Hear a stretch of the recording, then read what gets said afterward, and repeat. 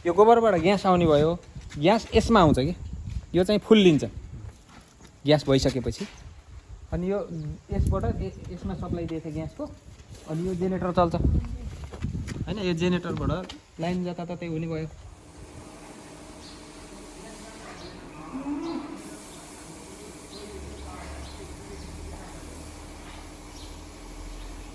तपाईँको यो संरचनाको कुरा गर्ने हो भने तपाईँको हाम्रो 2 बिघामा संरचना छ, 32 बिघामा घाँस खेती छ। 32 बिघामा यो सबै यसको वरिपरि हो? वरिपरि यहाँबाट यो टावर देख्थ्यो नि? हजुर। टावरको यतासम्म छ मेन। अब तपाईँको त्यो टावर भन्दा हुन्छ उताको साइडमा, यता चाहिँ यतैसम्म छ, यो बाटोसम्म छ। घाँसमा चाहिँ के लगाउनु भएको छ? अहिले हिउँदैमा बर्सिम हुन्छ, बर्सिम र अर्को यो दुधे घाँस दुधे घाँस गाई जस्तो त्यो छ। अनि हिउँदामा चाहिँ बर्खामा चाहिँ नेपियर हुनुभयो, अनि मकै चरी। गाई अहिले हाम्रो अलिक थोरै छन्, पहिला 500 जति छन्, अहिले 200 रुपियाँ। 200 रुपियाँ। घटनाको कारण चाहिँ घटना अब स्थिति अब देशको स्थिति, दुधको रेट छैन, दाना महँगी छ। मतलब यसमा चाहिँ गाईहरू चाहिँ के छन्? जस्तो होलिस्टेन र जर्सी। होलिस्टेन र जर्सी प्योर छ कि क्रस हो? क्रस पनि छ, प्योर पनि छ। प्योर छ है? प्योर पनि छ, दुवै त्यस्तै छ होइन? तपाईँहरूको यहाँ चाहिँ के छ? मतलब यो सबै एआईहरूबाट हो? सबै एआई हो। सबै एआईबाट हो? एआईको सक्सेसन रेट चाहिँ कति छ? सक्सेसन रेट मतलब एआई गरिसकेपछि रिपिट हुने चान्सेस र? रिपिट त तपाईँको साँढे लगाए नि हुन्छ। अब गाईको समस्या नि हुने भयो। त्यो त हुने भयो होइन? अब त्यस्तो कस्तो कस्तो प्रोब्लम हुनु भएको? त्यति साह्रै प्रोब्लम छैन। साँढे राख्थ्यो होइन हामीले, साँढे राखेर भन्दा एआई चाहिँ ठिक हुन्छ। एआई चाहिँ इफेक्टिभ हुने हो। अब एकाअर्कामा रोग सर्ने भयो। घाँसहरूमा के भयो? अनि फिडिङको कस्तो सेड्युलमा खुवाउनुहुन्छ यिनीहरूलाई त्यो भन्ने न? जस्तै परालमा एक टाइममा पराल, एक टाइममा हरियो घाँस, पराल र हरियो मिसाएर के हुन्छ त्यसो भन्ने? साँझमा हुन्छ हाम्रो हरियो घाँस। हजुर। दिउँसोमा अगाडि देखिराख्नु भयो, 24 घन्टा पराल हुन्छ। दाना चाहिँ दुनी बेलामा यतातिर खुवाइन्छ। जुन हेर्नुभयो त? यतातिर हेरौँला, यतातिर दुँदाखेरि खान्छ, यतातिर चाहिँ यता बेहुनीलाई र बाछीलाई चाहिँ यसैमा हालिराखिन्छ। यिनीहरू भनेको ब्याउने हो? यिनी ब्याउनी, पल्ला चाहिँ ब्याउन तयार भएका कोर्ली बाछी, दुध खाँदै गरेका बाछी यहाँ छ, दुध छुटाइसकेका बाछी पर छ। हजुर। ल आउनु है, आउनु त तपाईँले भन्दा मैले पो सोचिरहेको छु।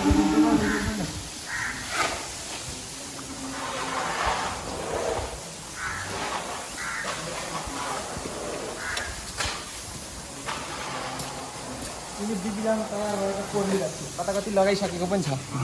हजुर। एआई गर्नलाई? एआई गर्नलाई।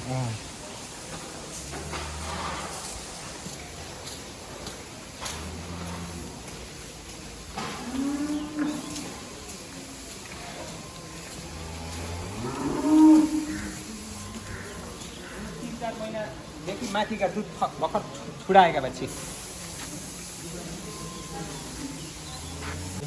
यसमा डिवर्मिङहरू, जुकाको औषधिहरू कसरी? जुका औषधि हाम्रो 5 महिना 4 महिना खुवाइन्छ। अब डिवर्मिङ पनि गरिन्छ तपाईँको 1 महिनादेखि माथि हल्का टुसाइसकेपछि बनाइन्छ। वर्षमा 2-3 चोटि खुवाउनु हुने हो जुकाको औषधि चाहिँ। बच्चाहरूलाई बच्चाहरू जन्मेको कति दिनमा सुरु गर्नु? जस्तै मेल त तपाईँले राख्नुहुन्न, बच्चा जन्मियो भने धेरै जसो सेक्सन सिमेन्ट लगाइन्छ बाछी बस्ती पाउने। त्यो बाइचान्स भएन भने अब 90% सक्सेस छ त्यो। बाइचान्स 1-2टा भयो भने पनि अब सिआरसी डिटेक्सनमा चाहिँ पहिला चाहिँ उताबाट चाहिँ एआई गर्दाखेरि त्यसो गरिन्छ होइन? सेक्सन सिमेन्ट भनेपछि त्यसो इनकेस मेल जन्मियो भने मेलले चाहिँ डिस्कार्ड नै गरिन्छ। अब त्यो तपाईँको सबै हुर्काएको भएदेखि यस्ता फर्म चावडा चाहिन्छ। हो त्यस्तै हो, जहाँ पनि प्रब्लम त्यही छ। यसो पनि यिनीहरू चाहिँ फिमेल हो। तपाईँ यिनीहरूको भ्याक्सिनेसन जस्तै आजभोलि लम्पी स्किन डिजिज र एफएमले चाहिँ फार्मरमा धेरै पैसा राख नि हो? मतलब यतातिर मतलब नेपालमा चाहिँ लम्पी स्किन डिजिज त इन्डियामा हुन्छ, नेपालको चाहिँ डक्टरले नि होला मतलब त्यो फार्मरको भिडियोमा चाहिँ अलिकति पनि गर्नुभएको क्या मतलब तपाईँहरूले त भ्याक्सिन त लगाउनु भ्याक्सिन त लगाइन्छ तपाईँ लगाइहाल्छ त्यो भन्नु तपाईँको भ्याक्सिन त हाम्रो लगाइन्छ वर्षमा लगाइन्छ भ्याक्सिन लगाइहाले पनि बाइचान्स देखिन सक्छ देखिन सक्यो भने चाहिँ अब त्यो सबै आफ्नो यहाँबाट भित्र आउँछन् अगाडि दाना खान्छ पछाडिबाट सर्लको बोइन्छ यो जसरी लगाइयो छ नि यसरी नै फुलमा लगाइन्छ होइन यो सब कलेक्सन भएर यसमा जम्मा हुन्छ तपाईँको 60% मिटर भइसकेपछि डाइरेक्ट अर्को यो पाइप छ नि पाइपद्वारा यो चिलिङ ड्याममा तपाईँले चाहिँ कलेक्सन गर्ने यहीँबाट हो यहीँबाट चाहिँ सिधै हजुर कतिवटाको स्पेस छ यसमा लगभग तपाईँको 22 देखि 25वटा गाई आउँछ एकचोटिमा नि यो चाहिँ दाना फुल्छ पछाडि त्यो जसरी लगाइयो छ त्यसरी चार फुलमा लगाइन्छ कति टाइम लाग्छ तपाईँको 5-7 मिनटमा भ्याइन्छ एउटा गाईको फुल मेसिन लगाइसकेपछि कति लिटरसम्म दुध दिनेछन् गाई पर मिल्किङमा है एकचोटि बिहान दुध्दाखेरि बिहान 12-15 लिटर भर्खर ब्याएको होलिस्टन राम्रो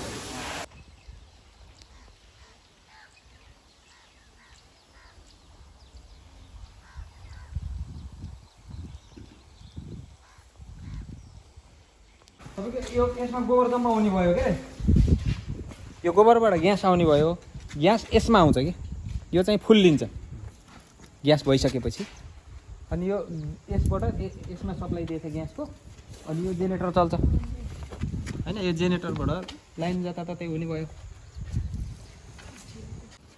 बसेको गाईलाई उठाउने उठ्न नसकेको गाईलाई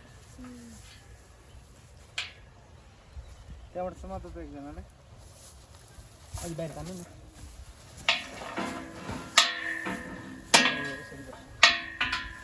कतिवटा हुन्छ होइन त्यो पछाडिको भागो हजुर उताको अगाडि चाहिँ यसले खुट्टा छिर्ने भयो यहाँ कतौडो रहने भयो यसलाई चाहिँ यहाँ माथि अड्का पनि